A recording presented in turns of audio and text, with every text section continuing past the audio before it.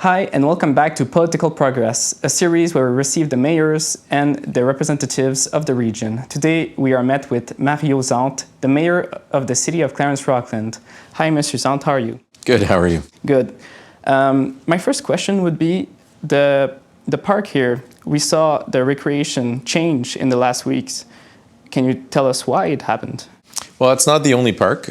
We also are doing investments in other parks as well, namely Bourget recently this summer. But I think it's important. We have over 20 parks, and we're currently working on a parks master plan that's going to look at exactly where the needs of the municipalities are and the citizens are, and make sure that we are placing different things, different places, right? So this park, for example, has 2 baseball diamonds, and they're both very old.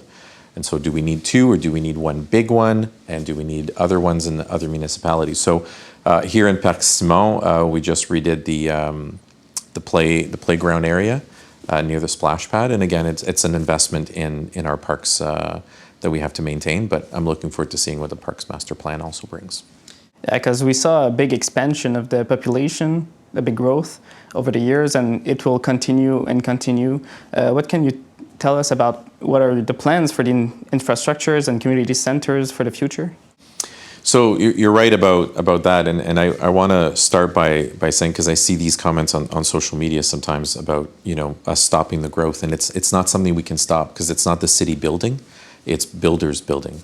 And the province has made it impossible for us to stop.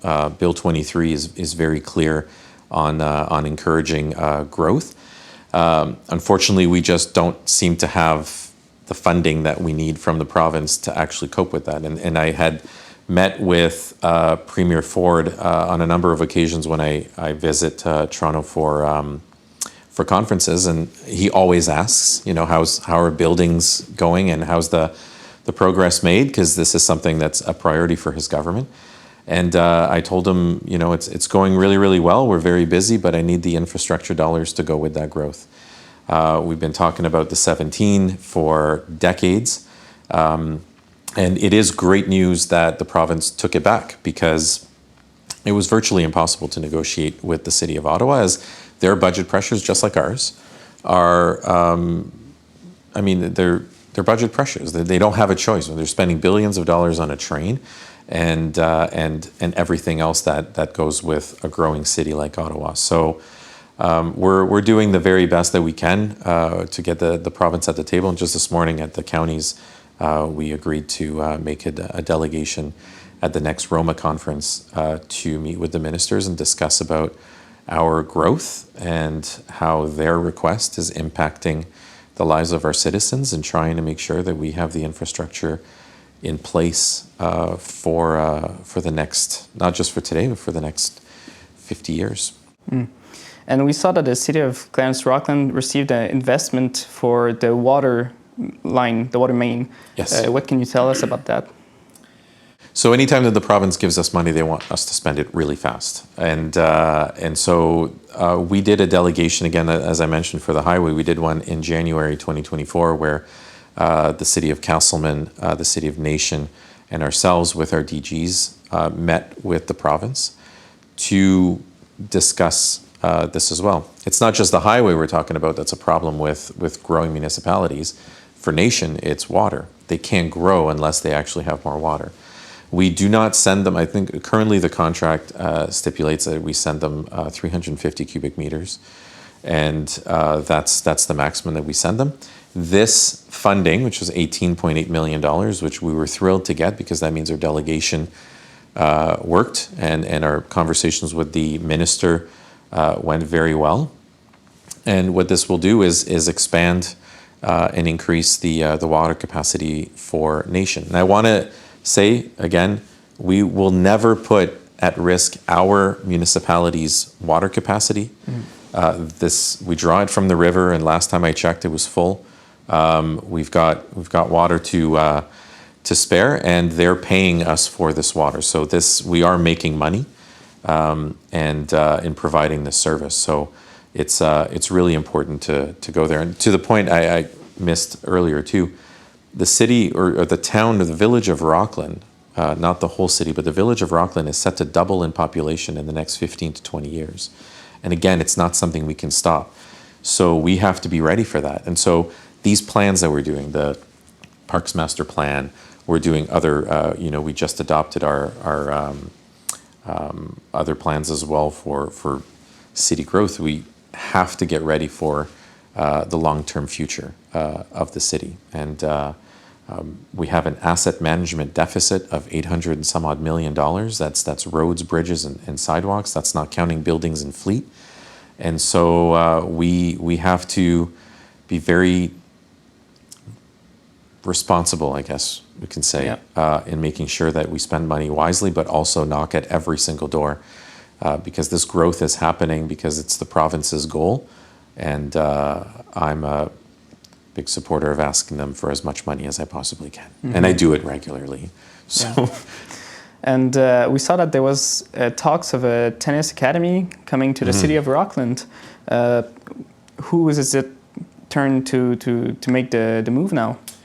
So so it's a score tennis academy that will be built in the industrial park here in Rockland, which will serve the whole community. There's pickleballers everywhere. And so we're really thrilled when that came up. The plan, like everything that the city needed to do has been done. So now it's been sent back to them. Talking about racket sports, that's usually how it works. It just ping pongs back and forth until everyone's signed up and the money is there, and then we have the deals and the site plans signed. We did have a public consultation, which went very, very well.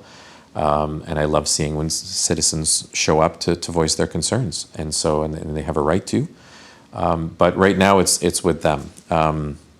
We're excited about putting Clarence-Rockland on the map for tennis and racket sports and pickleball. I mean, we did it with the CIH, great success. If you go into the Clarence-Rockland Arena, you'll see that down the hall, the success they've had at the CIH by making sure that these kids end up in the NHL, which is a huge accomplishment and puts us on the map. Those kids will remember that they were in Clarence-Rockland when their careers were elevated. So I'm really excited about it. I think it's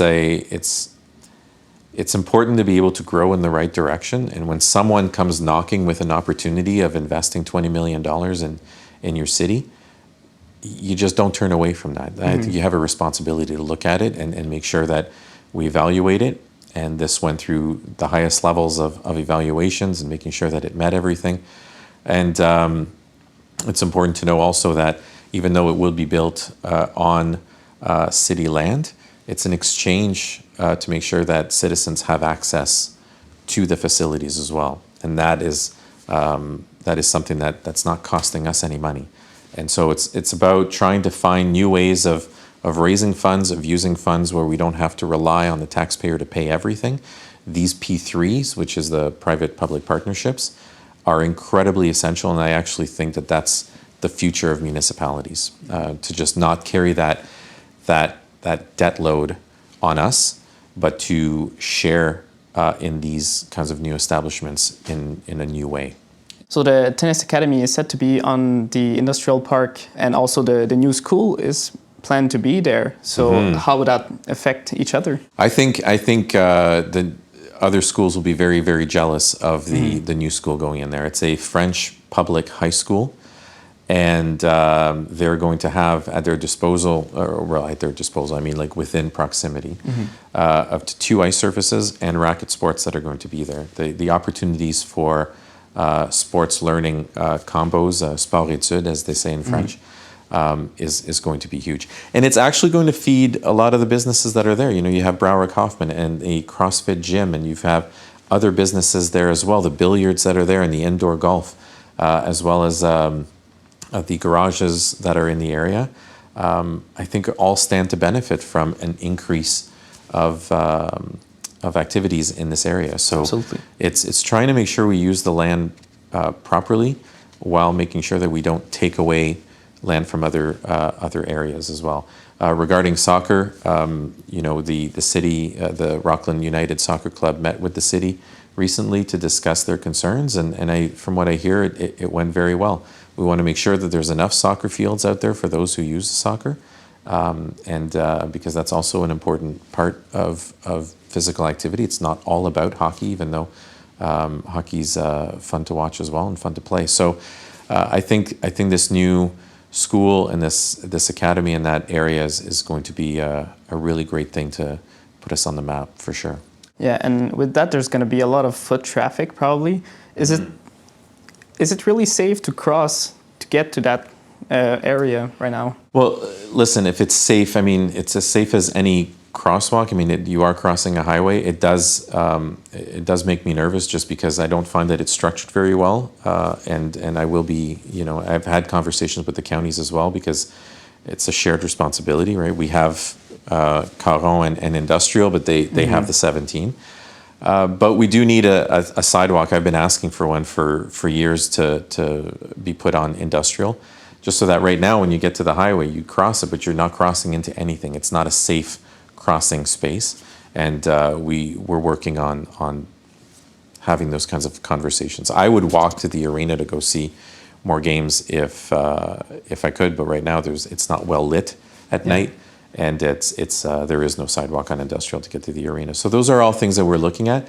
We're also looking at potentially having a sidewalk on the 17 between Edwards and Chamberlain, because I do see some people using that to walk, and it's just not safe. But again, even though the limit is 70, and people mostly do 80, 85 on this road. So I think it's just important to have a proper study on exactly, where do we need these sidewalks? Yeah. Do we need them pushed back a little bit for safety reasons? But there's a lot. And I wish I could say, I'll add this, I wish I could say that we could be much more proactive in certain things, but we never know what's going to happen. So every time someone moves out and someone moves in, that means if they were to take a survey, things change.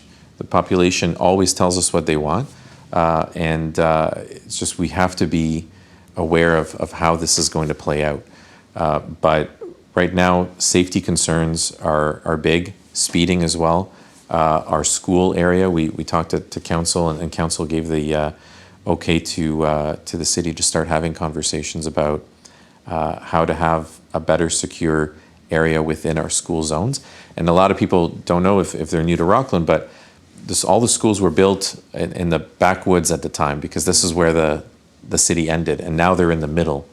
And so I would love to see a greater, not a school zone, but a school district, a security district, where everyone within this district would have to slow down and increase signage and all that. So the municipality and the administration is working to have something like this with the school boards, and we're hoping to have something soon. But to go back to your point about crossing the highway and that sidewalk, it's definitely something that we need to do, in my opinion. Yeah, and there was a plan to have an accessibility, to have more accessibility for buildings and infrastructures by the end of 2020, by the start of 2025.